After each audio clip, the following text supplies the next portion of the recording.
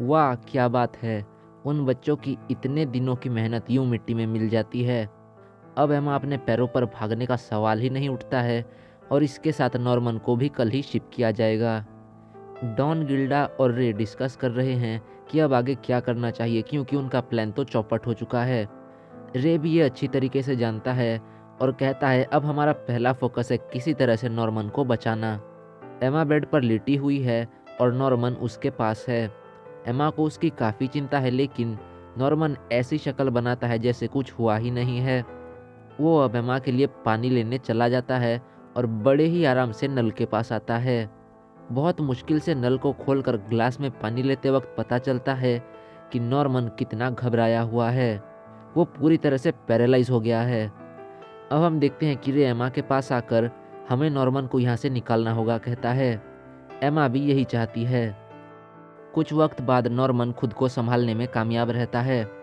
वो पानी लेकर वापस आने लगता है और अब उसकी शक्ल को देखकर लग रहा है कि उसने ठान लिया है आगे क्या करना है।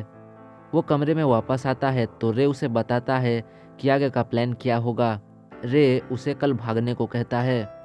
असल में वो फार्म से नहीं भागेगा, बल्कि भागने का नाटक करेगा और ट्रैकिंग डिवाइस को तोड़कर जंगल में छिप कर रहेगा।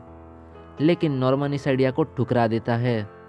रे कहता है तुम चिंता मत करो, मैं तुम्हें एमा के चलने लायक होने तक खाना सप्लाई करता रहूँगा और उसके बाद सब मिलकर भागेंगे। और अभी तक तो मैंने अपना ट्रम्प कार्ड यूज़ भी नहीं किया है। नॉर्मन बोलता है अगर वो चला गया तो उसके जगह पर उन दोनों में से किसी को शिप कर दिया जाएगा और वो ये सह नहीं पाएगा। वहाँ पर कुछ पलों के लिए शांति छा जाती है और अचानक एमा कहती है ऐसा है तो रे अपना भी पैर तोड़ सकता है। वो लोग समझ नहीं पाते हैं तो एमा कहती है खराब हालत में मॉम हमारे जैसे प्रोडक्ट्स को कभी शिप नहीं करेगी, इसीलिए हम कुछ हड्डियाँ तोड़ सकते हैं। रे इस बात से राज़ी है और ज़रूरत पड़ने पर तो वो बीमार भी होने को तैयार है, क्योंकि डीमंस को एक बीमार इंसान पसंद नहीं आएगा। ये सब सुनकर नॉर्मन कहता है क्यों, तुम दोनों क्यों ये सब कर रहे हो। एमा कहती है तुम्हें याद है एक बार तुमने कहा था कि हम सब एक साथ भागेंगे, इसलिए मैं सबके साथ मिलकर जीना चाहती हूँ। ये सुनते ही नॉर्मन के आंखों में पानी आ जाता है और वो राज़ी हो जाता है। अब रे ट्रैकिंग डिवाइस को डिसेबल करने का टूल नॉर्मन को दे देता है। इसे बनाने के लिए उसे 6 साल लगे और इजाबेला के गिफ्ट्स के बिना ये नहीं हो पाता। रे उसे जंगल में छिपकर दीवार को परखने को कहता है और बोलता है रस्सी का इंतजाम डॉन और गिल्डा कर रहे हैं। ये सब तो ठीक है, लेकिन नॉर्मन जानना चाहता है कि रे को सच्चाई के बारे में कब से पता है। रे जवाब देता है कि उसे हमेशा से इस सब के बारे में पता था। उसके कहने का मतलब है वो जब कोक में था तब से उसे सारी बातें याद हैं। सब कुछ धुंधला सा है, लेकिन छोटे छोटे टुकड़ों में उसे याद है कि किस रास्ते से उन्हें यहाँ लाया गया और ये भी कि बाहर कितने सारे डीमंस हैं। सब कुछ बताने के बाद नॉर्मन नए प्लान को एग्जीक्यूट करने के लिए तैयार है।